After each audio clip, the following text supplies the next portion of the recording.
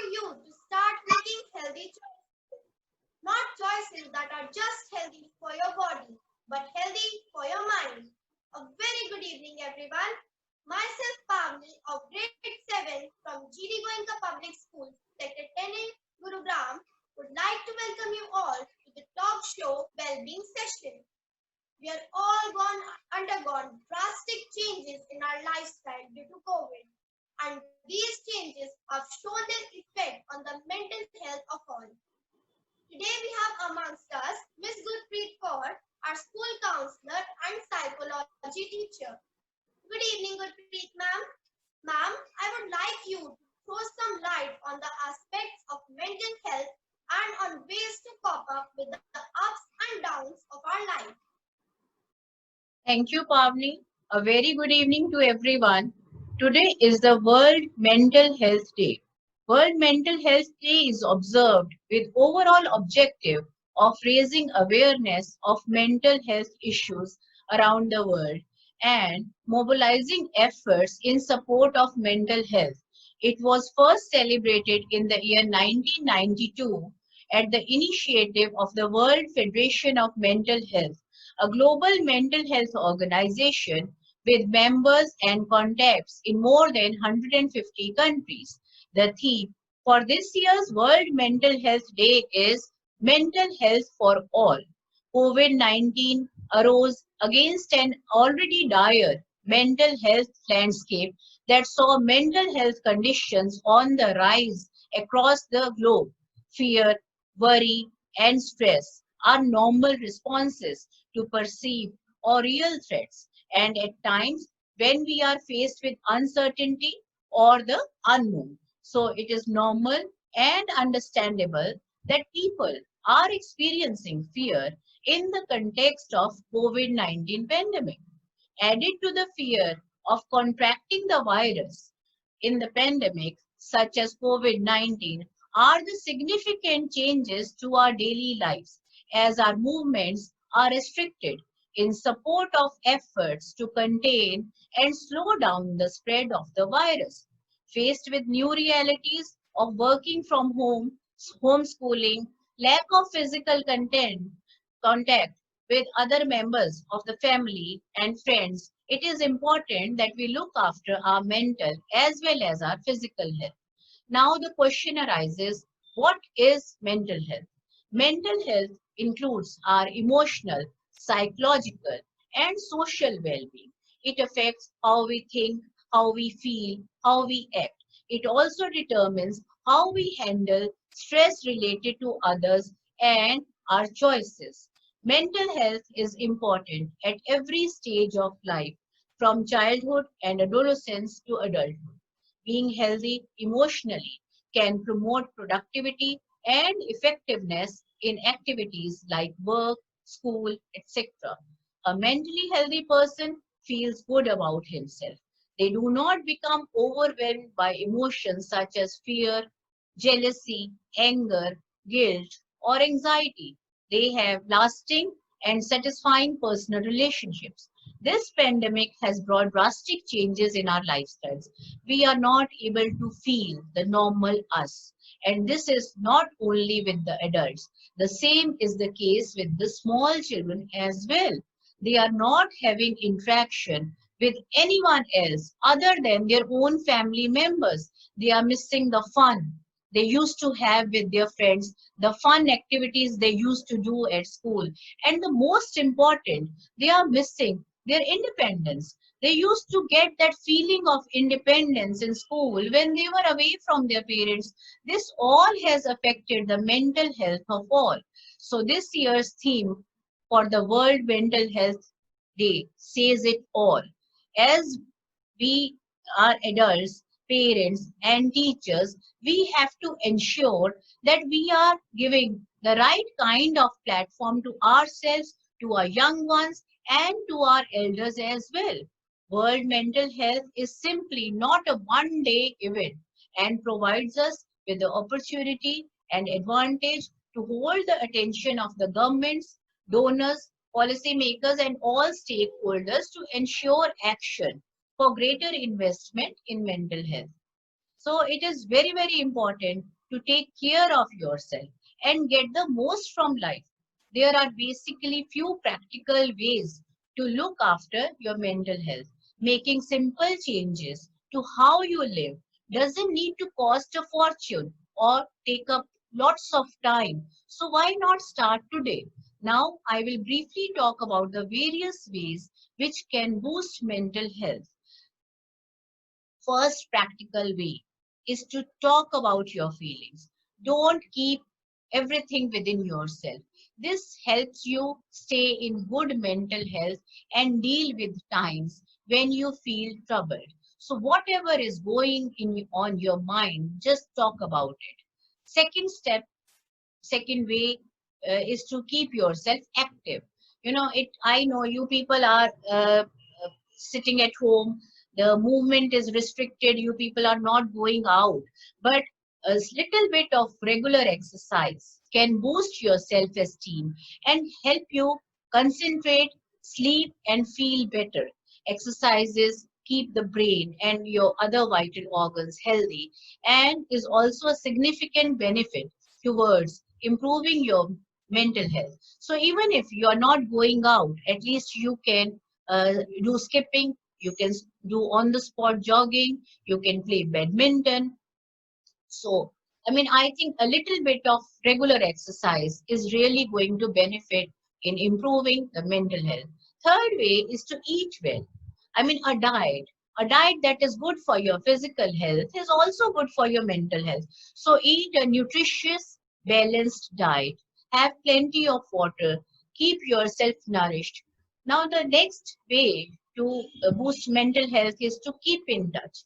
I know there is nothing better than catching up with someone face to face, but in today's situation, that might not be possible and also not advisable.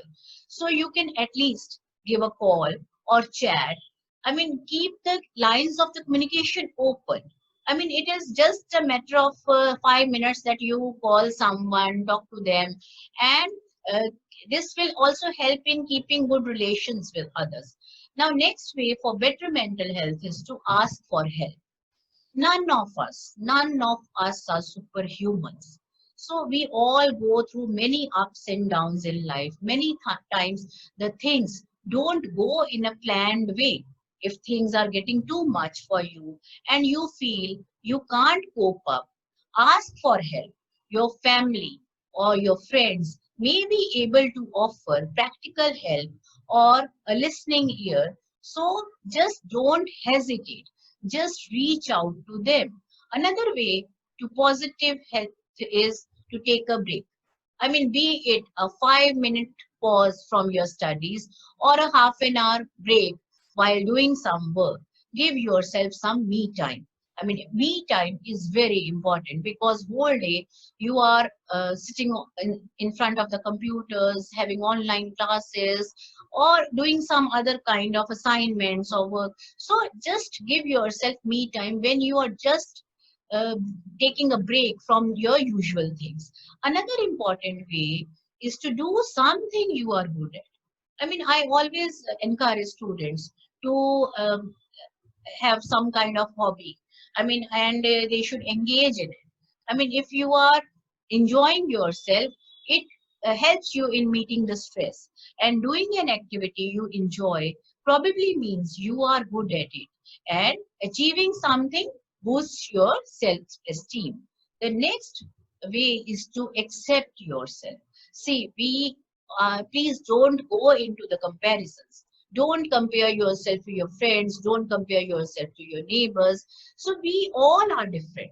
And it's much healthy to accept that you are unique than to wish you were more like someone else. Feeling good about yourself boosts your confidence to learn new skills. Last but not the least, take care of others. Caring is a two-way street. You can't expect that one is like you want the other person to be caring, but you are not caring. So it is a two-way process. So if you are caring, you will of course receive the care. So it helps in keeping up the relationships and there is a sense of contentment.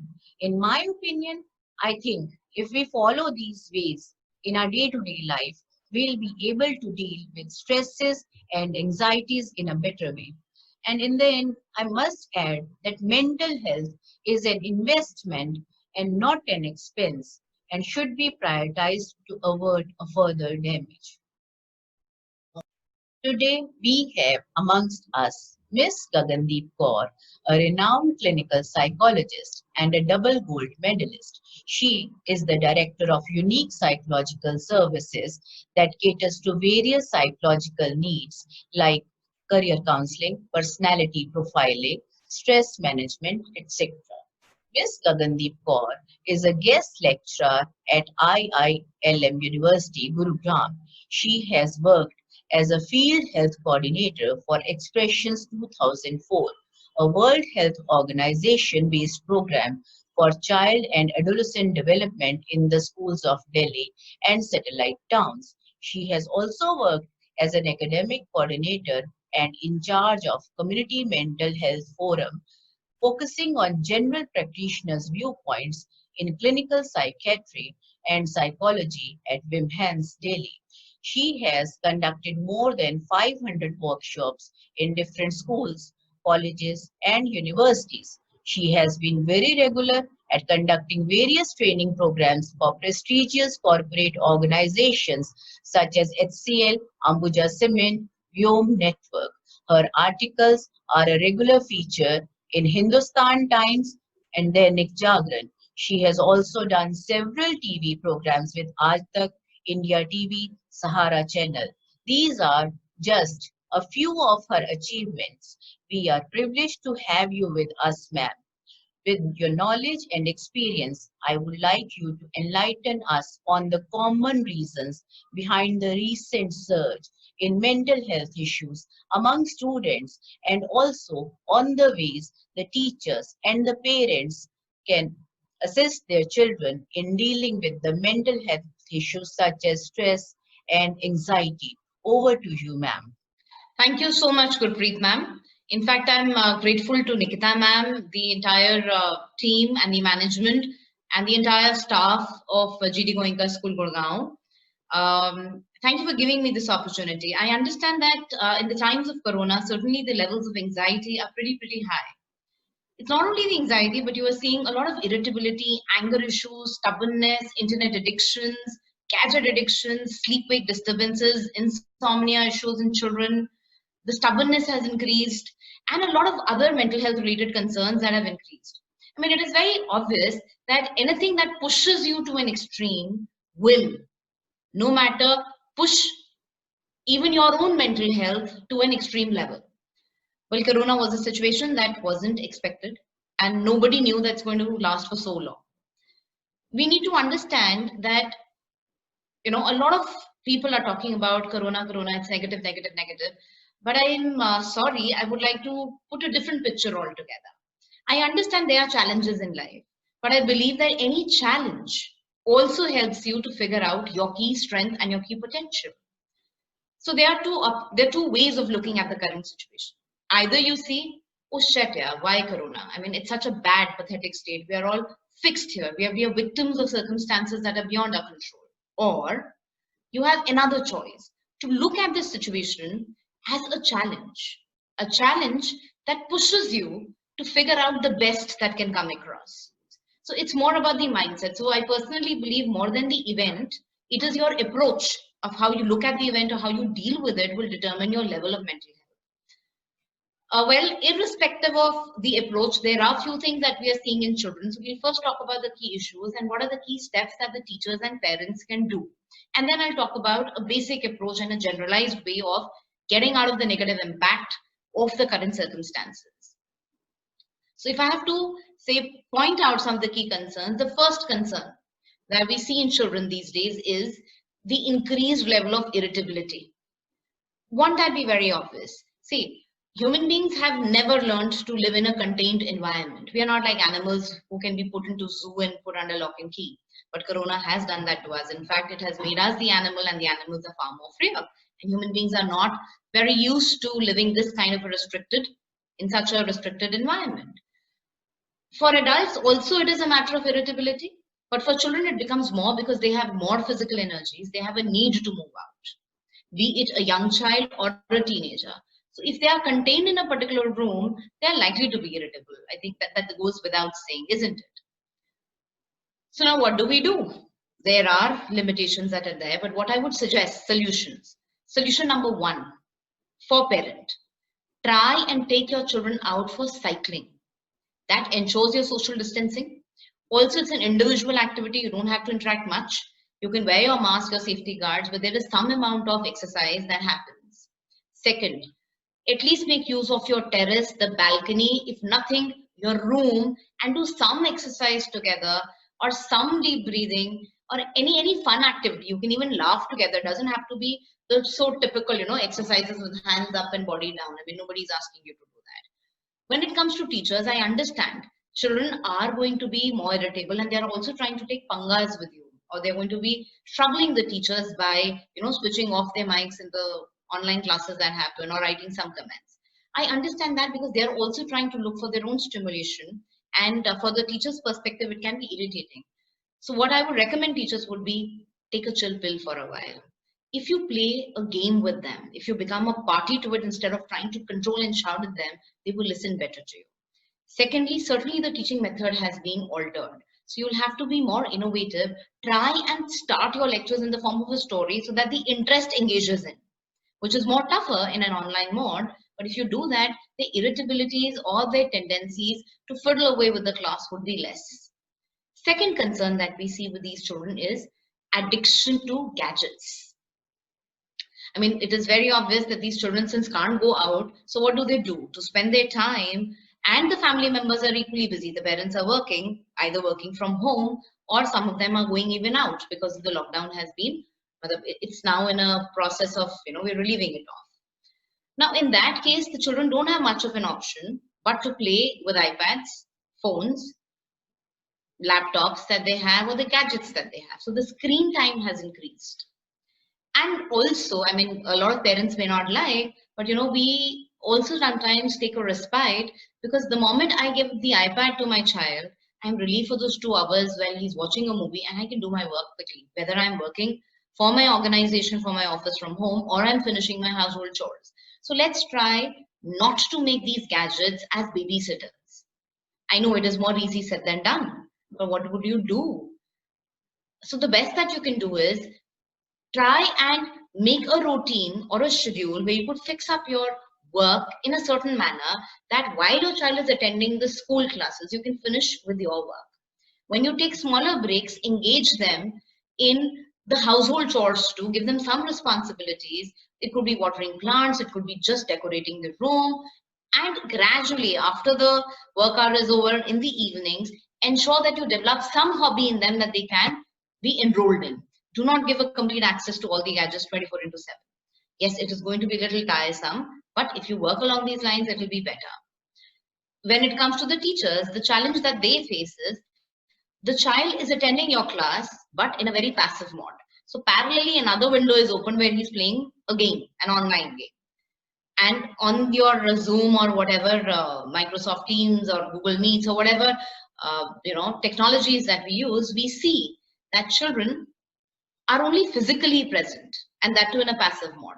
So the best that one can do is the teachers can keep calling randomly the names of the child, and maybe you get these icons where you can reward them with a clap, or say something nice to them if they respond. If they're not responding, at least the children will be alarmed that they are being watched upon.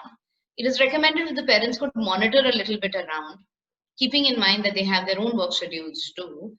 It will be easier, because remember, the next problem that we are going to face soon after the corona is going to go off is not the problem of anxiety, but of internet addiction. Third key concern that we see in children is lack of sleep. A lot of these kids are becoming insomniac. I mean, they are awake the whole night. They sleep for late hours. They're binge watching the Netflix. The entire schedule is off. They sit in the class without taking bath, without even brushing themselves. So there is no routine. There is hardly a structure in their life. And when there is no structure, you're more vulnerable and you waste your time more, you're less structured in your head. So it is recommended that parents sit with their children, and there are some basic thumb rules which exist whether there is corona or there is no corona. For example, in my own house, if I talk, by 9:30 all lights are off. There are no gadgets anybody is allowed to. So we may read a bedtime story or we may chat with a child, but we are going to go off to sleep at that point. So you will have to make a certain routine, a structure. Only if you follow that structure would your child follow it. So keep that in mind. The next thing that we see in children is that there's a tendency to shirk away from work. See, some of them are becoming very, very lazy because now there is no physical way that the homeworks are being checked. There is no way that whether you maintain your copies or you don't maintain your copies, I mean, it's an easy way out. Even when the examinations are happening, some of them are using a lot of methods to cheat around. So what is happening? The fourth major concern is that the morality, what is right or wrong, the ability to choose wise over a shortcut is missing in these children, which was going to be another major issue that we'll feel, because the children are somewhere getting a message that everything can be taken for granted.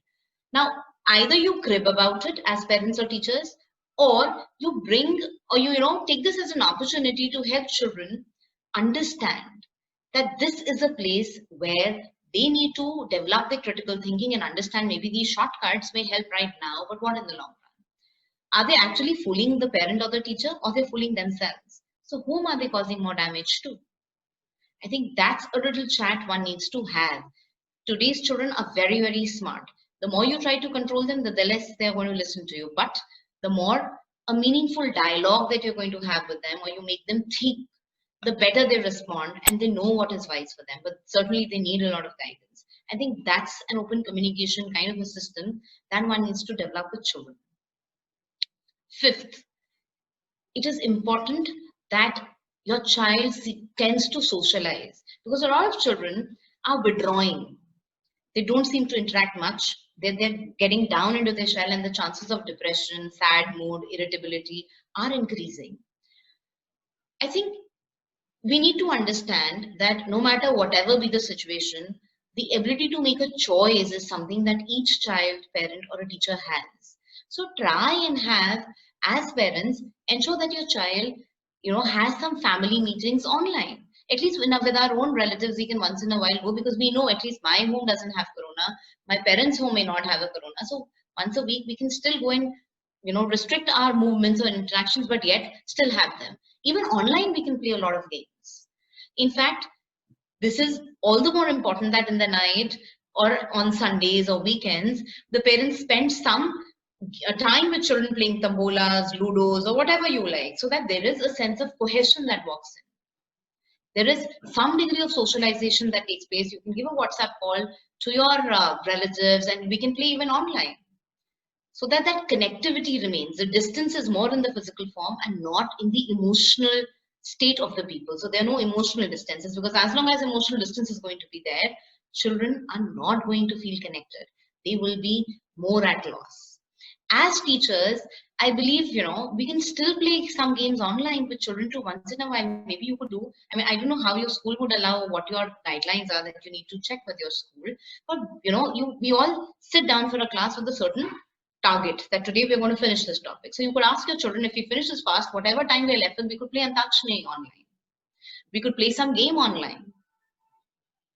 So that would even engage the interest of children. You'll be able to finish the job too, and some degree of liveliness would walk in. I mean, wasn't it happening earlier too? When children used to come in our classrooms, we would crack a joke with them, we would laugh around, we would have, the entire teaching through a fun activity. It was never that boring textbook kind of a stuff where the teacher reads and the children are sleeping. I'm sure that's something that teachers don't do.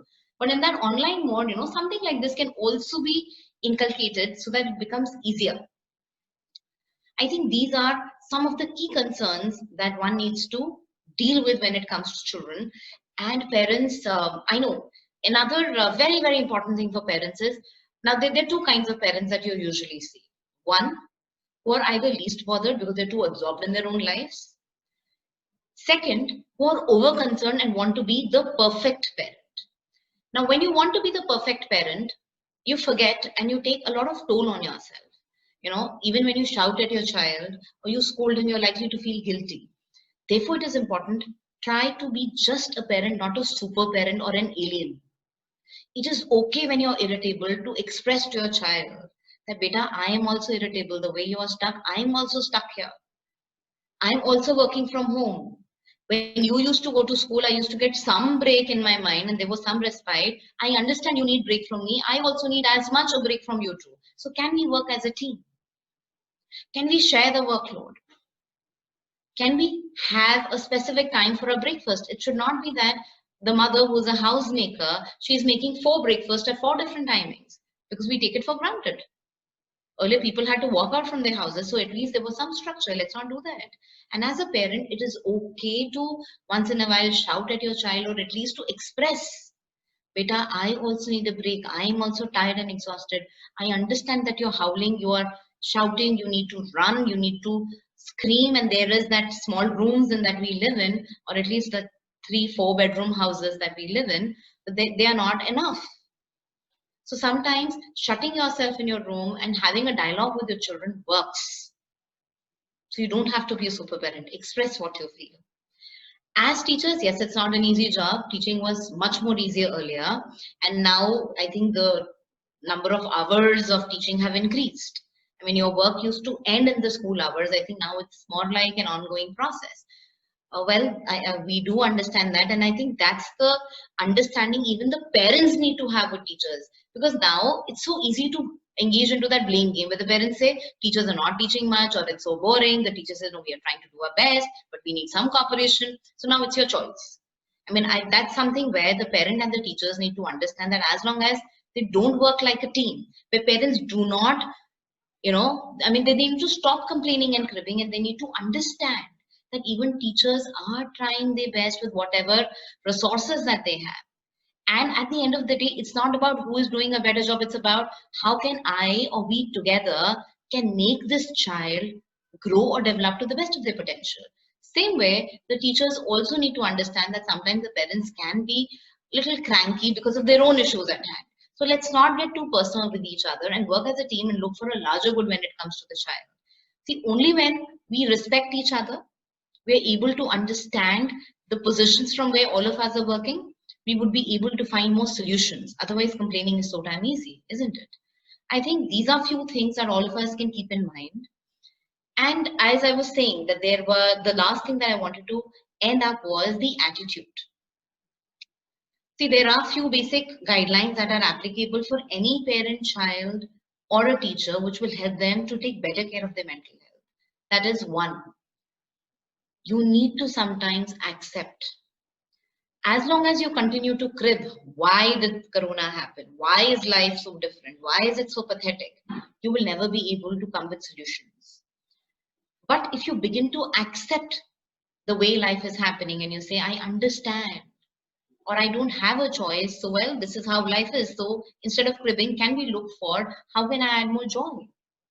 Can I, as a parent, teacher, and a child, develop a hobby, pick up some skill, have some time? Because remember, Corona has also reduced your traveling time if you're working from home. See, imagine the 2 hours that you would spend every morning and evening traveling in traffic. At least those hours have been saved. That you could put to use to inculcate some hobby, to be innovative and creative. So stop complaining, try and be more accepting. Second thing that all of us can develop is a sense of gratitude. You know what happens over a period of time? Human beings have a tendency to take everything for granted, and we are never thankful for what we have. I think this is also the time that we need to understand, thank God we are fine, we are not infected. Thank God there are so many more things that I can do. Thank God there is a comfort as a child to get up at 9 o'clock or 8 o'clock and attend my class, which earlier I had to get up at 6 and stand at the bus stop, wait for the bus, travel, go, come back.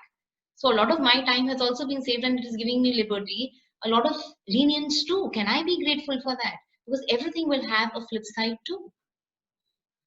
Third important thing, remember to be hopeful.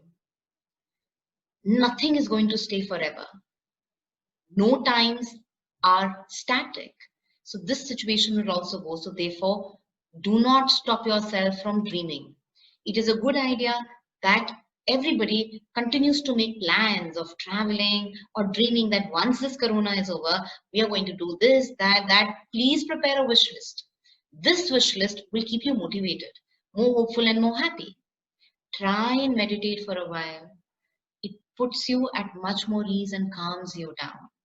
And last, remember, no matter what, you matter. So do anything that helps. Talk to people about how you're feeling. If you find it difficult to talk, write emotive diaries, express how you feel on a piece of paper, vent it out. It is easier sometimes. Just venting out is what works magical. I think these are few things that all parents, teachers, and students can keep in mind, and this would help them get over this time in a far more fruitful manner. And try and ask yourself, what is the best that I can do, and how can I figure out, or the tough times also bring the best out of you, isn't it? So figure out what is the best that you can put forward to, and what are your solutions towards the problems that you face instead of only cribbing about problems. So thank you so much. This is all that I had to say. I hope this helps. Thank you so much, ma'am, for taking time out of your busy day to be part of this talk show. The information you shared was very enlightening. Again, my sincere thanks to you, ma'am, for sharing such wonderful suggestions for the parents and teachers, which can be really beneficial for the children. Thank you so much, ma'am. Goenka Public School, Sector 10 Gurugram, I, Pavni, extend my heartfelt thanks to our guest speaker, Ms. Gagandeep Kaur, for her enlightening thought and sparing time from her busy schedule. Thanks to our school counselor, Ms. Gurpreet, for her valuable inputs. I also take this opportunity to express my gratitude to our management for paving this platform for us. And thanks to all the lovely parents for listening to us so patiently. Stay safe, stay healthy, have a nice weekend. Thank you.